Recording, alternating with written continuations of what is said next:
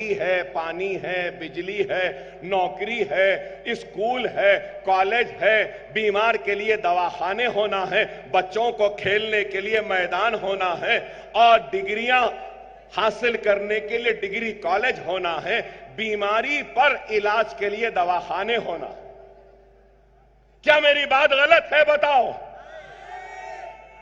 UCC uniform, अरे uniform civil code के बजाय तो हम गलत दिखते हैं, बुरे दिखते हैं। क्या मेरी बात में कोई गलती है? क्यों? आज सिर्फ आप देखो तकरीर हो रही तो बस मुसलमान मुसलमान मुसलमान। मिस्टर मोदी को मैं एक पैगाम देना चाहता हूं और आप मेरे इस पैगाम से राजी है, मुतमईन है तो मैं नारा लगाऊंगा। आप मेरे नारे पर तकबीर पर अल्लाह अकबर कहकर उसकी तायीद करना।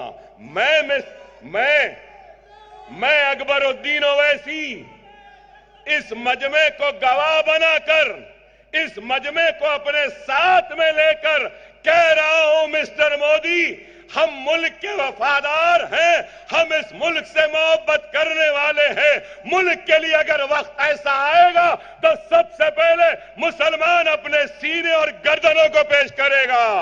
फिक्र करो, इकोनॉमी की फिक्र करो, रुपये की फिक्र करो, डीजल और पेट्रोल की कीमत को नीचे लाने की फिक्र करो, सनत लाने की फिक्र करो, गरीबों के लिए स्कूल बनाने की फिक्र करो, बेघरों को घर देने की फिक्र करो, काम करो तो कॉलेजेस बनाने की फिक्र करो, काम करो दवाखाने बनाने की। तुम्हारी फिक्र क्या है? मुसलमान हिजाब उतार दे। तुम्हारी फिक्र क्या है? मुसलमान दाढ़ी कटवा ले। तुम्हारी फिक्र क्या है? मुसलमान टोपी ना पहने। मैं टोपी भी पहनूंगा, दाढ़ी भी पालूंगा, अपनी मस्जिद में नमाज भी अदा करूंगा। फर्ज तो छोड़ो, मैं सुन्नतों और नफिलों को भी छोड़ने तैयार नहीं हूं।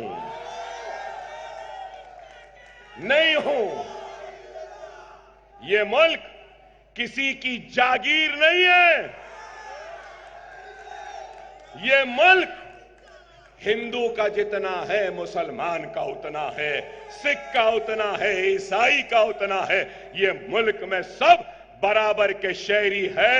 ऐ नरेंद्र मोदी, तू इस मुल्क का मालिक नहीं है और मैं इस मुल्क का किराएदार नहीं हूं। जितना तेरा हक है उतना मेरा है। क्या मेरी बात गलत है? अरे ये बात बगैर किसी से डरे घबराए हम कहते हैं तो इनको बुरा दिखता है। आप बताओ, आज से चंद दिन पहले देवेंद्र फडणवीस ने क्या बयान दिया? कहा कि जिहाद वोटिंग हुई। हद हो गई। बताओ आप, हद हो गई कि जमहूरियत का सबसे बड़ा जश्न है, शहरी का सबसे बड़ा हक है तो वोट देने का। यहां इस मजमे में कई लोग आए हैं। जरूरी नहीं है कि जितने लोग आए हैं मेरे पैगाम से मुत्तफिक हों और मुझे वोट दो। जरूरी नहीं है। मैं मजबूर कर सकता हूं कि आपको, वो आपका हक है। आप जिसको चाहें वोट दें, नहीं अगर देना चाह रहे तो नीचे नाटा भी है, उसको दबाते हैं। आपका हक है। मगर ये क्या कहते हैं? और जिहाद। अरे हद होती है, हद होती है। क्या क्या बोलेंगे बताओ? मेरा क्या कसूर है? मेरा कसूर यही है कि मैं मुसलमान हूं, लेकिन मैं कह रहा हूं मोदी, अकबरुद्दीन ओवैसी फख्र करता है कि वो मुसलमान है और मुझे फख्र है कि मैं मोहम्मद मुस्तफा सल्लल्लाहु अलैहि वसल्लम का उम्मती हूं। और अगर मुझे मुसलमान होने पर फख्र है, मेरे कलमे पे फख्र है, मेरे आका मोहम्मद मुस्तफा सल्लल्लाहु अलैहि वसल्लम के उम्मती होने पे फख्र है, तो मुझे हिंदुस्तानी व भारतीय व इंडियन होने पर भी नाज है। नाज है कि मैं हिंदुस्तानी हूं, नाज है कि मैं भारतीय हूं, नाज है कि मैं इंडियन हूं। इसलिए कि ये हिंदुस्तान सबका है। माथे पे तिलक लगाने वाले का भी उतना ही हक है जितना चेहरे पे दाढ़ी पालना और सर पे टोपी पहनने वाले का है। नमल किसी एक का नहीं। ये चाहते हैं कि मुसलमान डर जाए, लेकिन मैं कह रहा हूं हम डरेंगे नहीं, इस वजह से कि हम हिंदुस्तानी हैं। हम घबराएंगे नहीं इसलिए क्योंकि हम मुसलमान हैं। हम जमहूरी व दस्तूरी जिद्दोजहद करेंगे। हम जमहूरी व दस्तूरी जिद्दोजहद करेंगे, अपनी हक की लड़ाई लड़ेंगे। लड़ाई लड़ेंगे तो जमहूरी अंदाज में, लड़ाई लड़ेंगे तो दस्तूर के दायरे में। लेकिन मोदी योगी ये जान ले, हम झुकने वालों में से नहीं है। ये सर सिर्फ अल्लाह के सामने झुकता है और अल्लाह ही के सामने झुकेगा।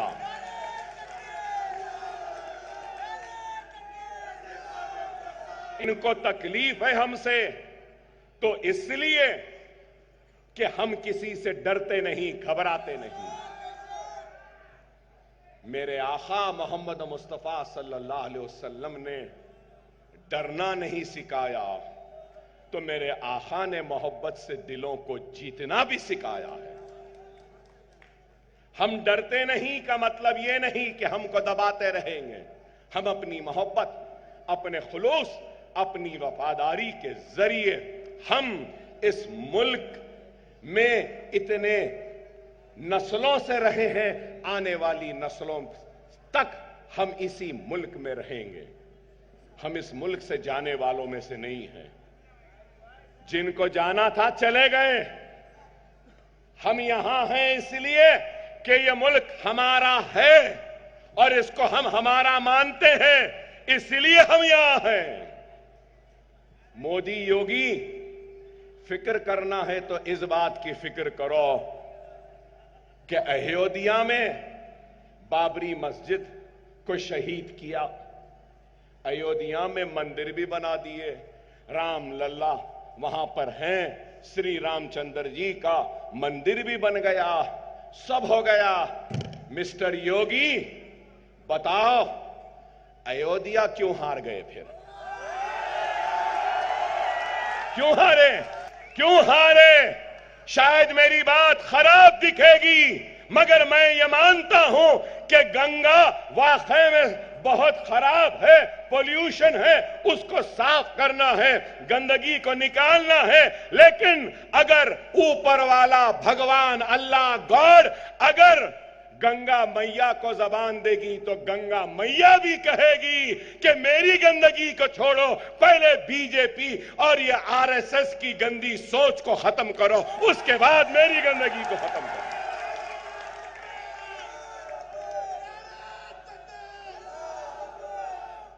हर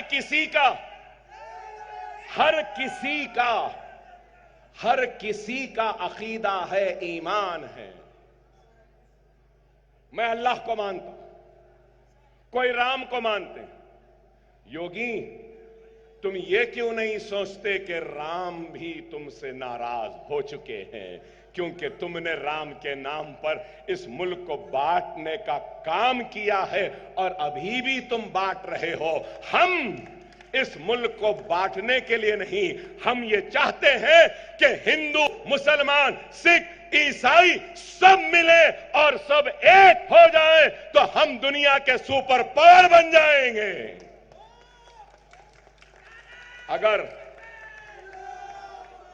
मेरे आज के जलसे का पैगाम है तो यही है कि मुसलमानों, मेरे हिंदू भाइयों, मेरे ईसाई भाइयों, मेरे सिख भाई, मेरे पारसी भाई, सब हिंदुस्तानियों से मेरी अपील है कि ये बीजेपी के बहकावे में ना आओ, इनकी बातों में ना जाओ, अपने आप को मजहब के नाम पे अलग न करो, एक हो जाओ तो वो दिन दूर नहीं, दुनिया पे हम राज करेंगे, हमारी ताकत होगी, हिंदुस्तान सबसे ताकतवर होगा।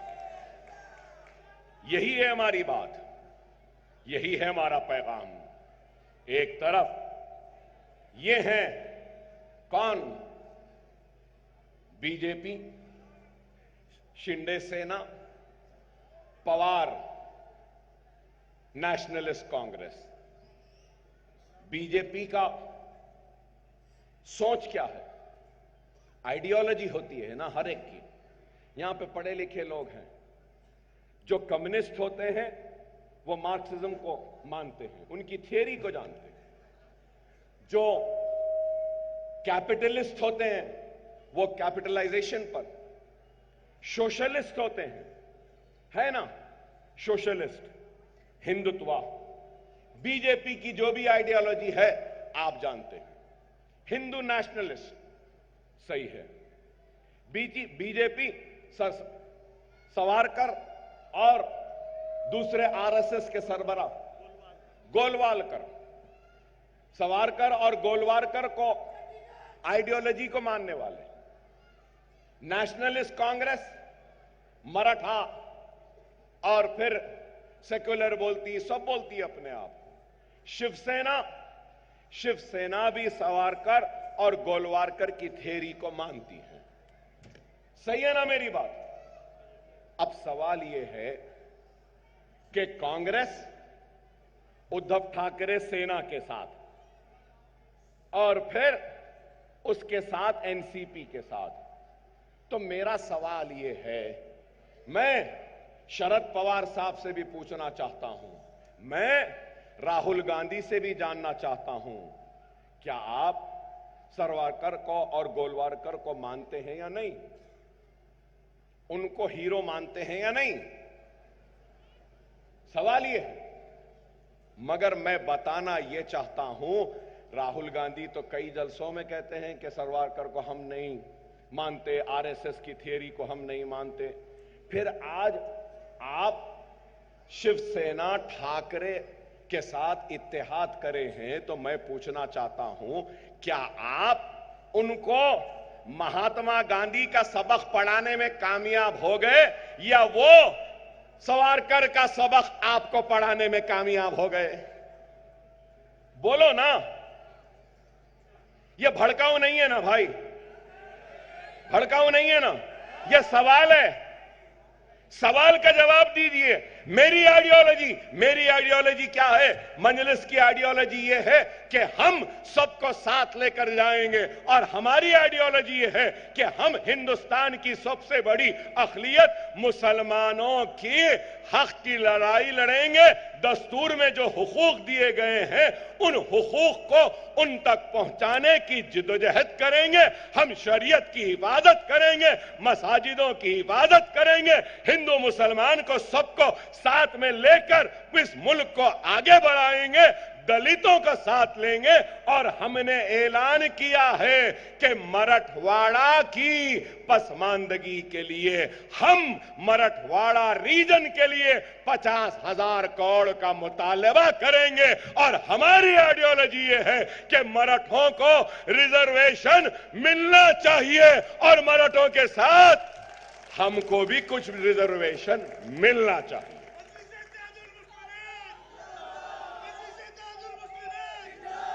ये हमारी आइडियोलॉजी है। क्या आइडियोलॉजी में चलो मीडिया वाले फिर चलाएंगे। मेरा तो ये हाल है यूं देखा तो परेशानी, अब तो घड़ी देखना भी बंद कर दे रहा हूं। अरे भाई, मैं पूछ रहा हूं आपसे और मैं कह रहा हूं, क्या मुसलमान की बात कर रहा हूं तो कल बोलेंगे ये मुसलमान की बात कर रहे हैं। अरे देखिए, मैं 6 टाइम का एमएलए हूं। कितना? 6 टाइम, अल्हम्दुलिल्लाह। 25 बरस का था, आज 50 का हूं। मुसलसल जीतते जा रहा हूं और जब जीतता हूं तो मैं अल्लाह के नाम से कसम खाता हूं, दस्तूर पे हलफ लेता हूं कि मैं उस मुल्क का वफादार रहूंगा और इस मुल्क के कमजोरों पिछड़े लोगों की मदद करूंगा और जो पीछे है उसको आगे लाऊंगा। जो पिछड़ा है उसको ताकतवर बनाऊंगा। क्या कोई इस बात से इनकार कर सकता है कि हिंदुस्तान में सबसे पीछे, सबसे आखिर, सबसे पिछड़ा हुआ अगर कोई है तो वो मुसलमान है और मैं पीछे रहने वाले मुसलमान को आगे लाने की काम कर रहा हूं। मजहब की सियासत नहीं बल्कि पिछड़े को आगे ला रहा हूं। कल मुसलमान अगर आगे आ जाएगा और अगर कोई ब्राह्मण पीछे रहेगा तो अकबरुद्दीन ओवैसी उस ब्राह्मण के लिए लड़ेगा और उसको आगे बढ़ाएगा, क्योंकि मैंने दस्तूर की कसम खाई।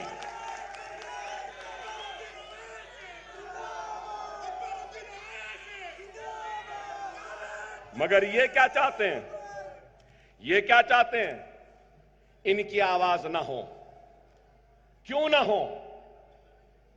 मैं मुबारकबाद देता हूं यहां जितने लोग हैं, कुरला के लोगों को मुबारकबाद देता हूं कि आपने मोदी, शिंदे और पवार को पार्लियामेंट के इलेक्शन में हराया। सही किया। मेरा भी सारे महाराष्ट्र के सेक्युलर हिंदू, मुस्लिम, सिख, ईसाई, दलित, मराठा समाज सबसे अपील है कि बीजेपी, शिंदे सेना, पवार नेशनलिस्ट कांग्रेस को शिकस्त देना और जहां पर मंजलिस है वहां पे मंजलिस को ओढ़ देना।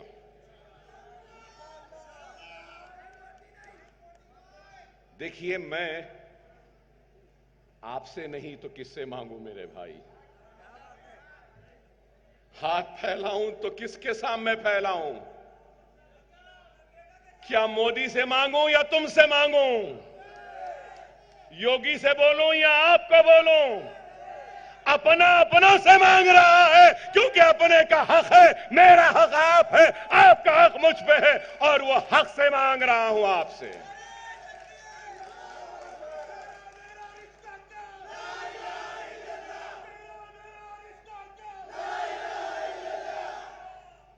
आज वक्त है, हालात है, मैं कह रहा हूं, जोरदार इंतखाबी कशमकश चल रही है। याद रखो, एक वक्त होता है बीज के बोने का, दूसरा वक्त होता है उस फसल को तैयार करने का और तीसरा वक्त वो होता है जब फसल तैयार तो उसको काटने का। हम 10 बरस पहले आए थे, बीज लगा के गए, अब वो बीज एक फलदार दरख्त बन गया है। इस दरख्त को काटो नहीं, ये काटने का वक्त नहीं, फल खाने का वक्त है मेरे भाई, याद रख लो। और फल खाने का वक्त है, इसलिए कह रहा हूं, नहीं मालूम, आइडियोलॉजी तो बाकी नहीं रही। इन्हें इनके साथ, उन्हें उनके साथ, उन्हें उनके साथ, इन्हें इनके साथ। इलेक्शन दो मिलकर लड़ते, इलेक्शन के बाद दोनों बिछड़ गए। Tata bye bye, Uddhav Thackeray बोले चले गए, फडणवीस टाटा बोले चले गए।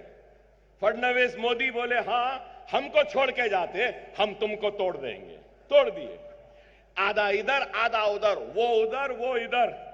अब इलेक्शन के बाद में कोई ताज्जुब की बात नहीं है, कोई ताज्जुब की बात नहीं है कि उद्धव ठाकरे फिर से मोदी जी कह के हाथ मिला लेने को कम नहीं है। कोई ताज्जुब की बात नहीं है कि फिर से शरद पवार मोदी से भी हाथ मिला सकते हैं, अजित पवार फिर से शरद पवार के पास भी जा सकते हैं। बहरहाल कोई यकीन नहीं है, कोई भी कहीं भी जा सकता है। जिसको जहां जाना है जाओ। मेरे प्यारे मुसलमानों, तुम यहां आ जाओ, हम इन सबको नचाएंगे, ये समझो।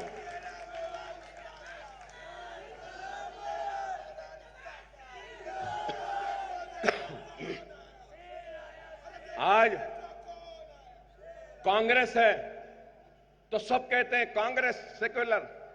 अरे मेरे भाई, कांग्रेस की तारीख बयान करो कांग्रेस की।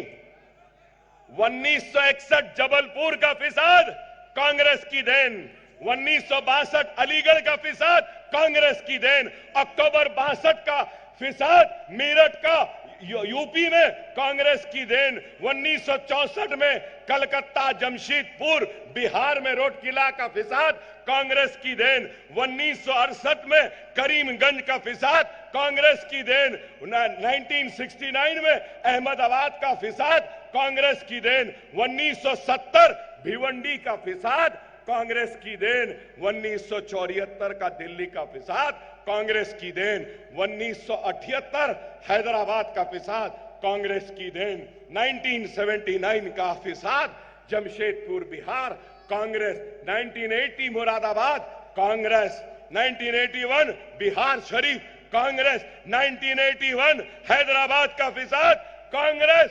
इस मुल्क को 50,000 फिसादात देने वाली कांग्रेस। मेरठ उत्तर प्रदेश 1982 बड़ौदा नीली का फिसाद, फिर बॉम्बे भिवंडी का फिसाद। अरे अगर आज कांग्रेस अगर सही काम करती, अच्छा काम करती और गुजरात को जलाने वालों को सही सजा देती तो आज हमको ये दिन देखना नहीं पड़ता। सही है? नाम नहीं ले रहा हूं लेकिन समझ रहे हैं ना? ये है। अरे मैं कह रहा हूं हमारा कोई नहीं है, अपना ही अपनों की फिक्र करता है, अपना ही अपनों पे तड़पता है, अपना ही अपनों के दुख दर्द पे आवाज उठाता है। क्या सीए एनआरसी पर असदुद्दीन ओवैसी ने आवाज नहीं उठाई? क्या वो बिल को फाड़ कर नहीं फेंका? क्या तलाक़े सलासा पे असदुद्दीन ओवैसी तन्हा पार्लियामेंट में खड़ा होकर लड़ा नहीं? क्या बिल्किस बानो के रेप करने वालों के खिलाफ क्या आवाज असदुद्दीन ओवैसी ने नहीं उठाई? क्या आज वक्फ बिल के लिए क्या आवाज उठाने वाला असदुद्दीन ओवैसी नहीं है? एक है ना? एक है ना? काफी है, भारी है या नहीं है, वो आप फैसला कर लो। वो पार्लियामेंट पे भारी है या अकेला? यहां भी भारी है। आप साथ हैं ना? याद रख लो, अगर मेरी आवाज में गर्ज है, मैं ताकत है, जज्बा है, वलवला है, हिम्मत है, तो अल्लाह उसके रसूल की कसम ये मेरी हिम्मत नहीं, आपके इत्तेहाद की हिम्मत है, आपकी दुआओं की ताकत है, आपके साथ की है। अगर आप नहीं तो मैं नहीं, अगर आप नहीं तो मैं नहीं, और आप और हम नहीं तो कुछ नहीं। मैं तुम्हारे वखार की लड़ाई लड़ रहा हूं, मैं तुम्हारी हक की लड़ाई लड़ रहा हूं, मैं तुम्हारी इज्जत की लड़ाई लड़ रहा हूं, मैं तुम्हारे हुकूक की लड़ाई लड़ रहा हूं। ऐ मेरे प्यारे भाइयों, आओ इस कमजोर अकबर ओवैसी को ताकत दे दो, अपने इत्तेहाद की ताकत दे दो।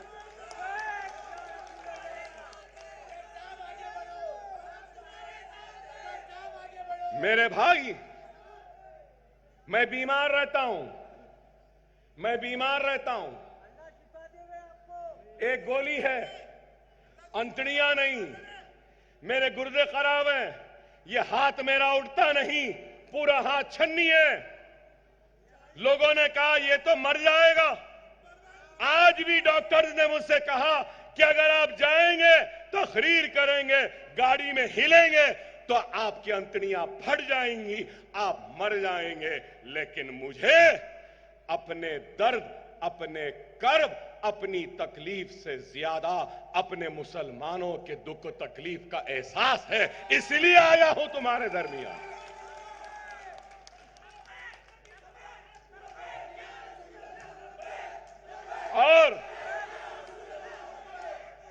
और मैं आया महाराष्ट्र में।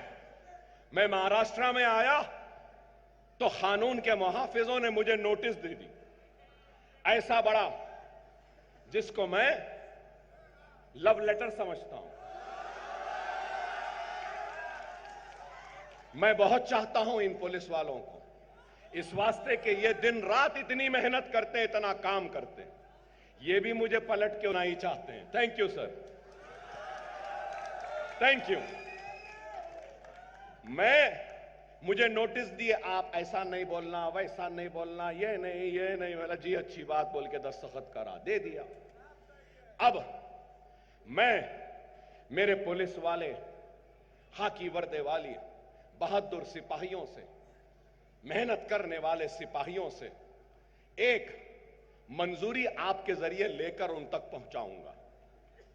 क्या है ये जलसा आज मुतालबा करता है महाराष्ट्र की हुकूमत और महाराष्ट्र की पुलिस से कि रसूलुल्लाह सल्लल्लाहु अलैहि वसल्लम की शान में गुस्ताखी करने वाले को गिरफ्तार करो, पकड़ के लाओ, जेल में डालो।